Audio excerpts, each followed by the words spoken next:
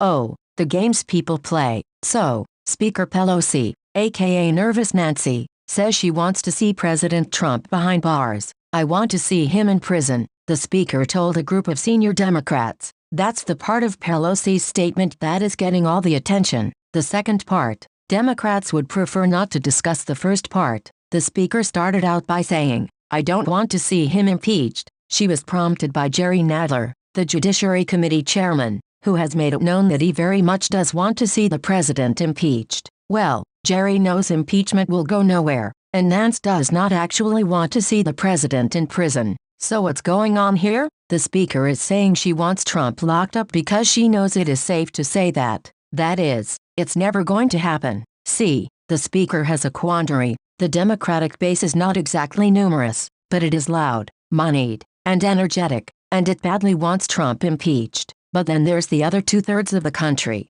which includes an awful lot of Democrats who cannot abide the president but are dead set against impeachment, either because they think it would be bad for the country or because they know it would be bad for Democrats. There are about 41 Democrats who hold seats in districts won by Trump in 2016. There are presently about 59 Democrats who are calling for the president's impeachment. Don't try a Venn diagram on this, you'll come up empty. The Democrats who want to start impeachment proceedings are mainly hard lefties who are in very safe seats. The seats that, as Mrs. Pelosi tartly observes, a glass of water could win if it had a D on it. These districts are disproportionately woke. They want Trump impeached yesterday. They expect the fellow travelers they send to Washington to get it done. They're getting angrier that it hasn't been done yet. Meantime, the Dems in Trump districts do not want to hear about impeachment. Their constituents not only don't want Trump impeached, they don't want to hear about it anymore. Not impeachment, not collusion, not obstruction, not Mueller,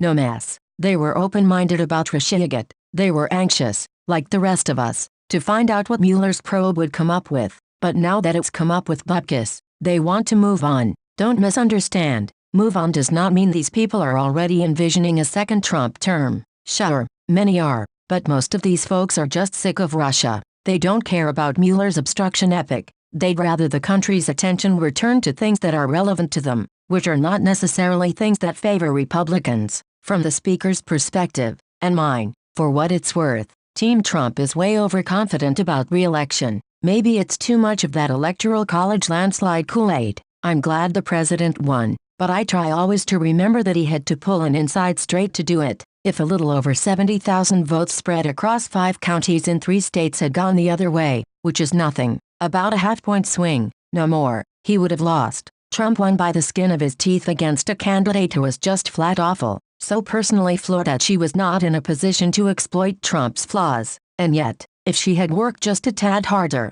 she would have won anyway. He may not get as lucky in his opposition next time. You say you think the Dems field is weak? You're whistling past the graveyard. Whoever comes out of their primary is going to be their candidate in a closely, deeply divided electorate. He or she does not have to be FDR. Just a little bit better than Hillary may do the trick. Not a high bar. So I'm thinking, Pelosi figures 2020 is the Democrats' race to lose. You're thinking, not so fast. The economy has been great. Some polling shows Trump's numbers up, and he may even be making inroads in traditional Democratic voting blocs. Plus, because of the age and health of some of the justices, the Supreme Court may be a big issue again. That certainly helped Trump last time around. I hope that's right, but I doubt it. The electorate is a lot more tribal than it used to be. I don't know if a good economy helps as much as it used to. I don't remember a sluggish one hurting Obama too much. I wouldn't put too much stock in poll numbers until Trump has a known opponent. And I'm not sure the Supreme Court is an issue that always cuts in favor of Republicans, the way national security used to. It may be that,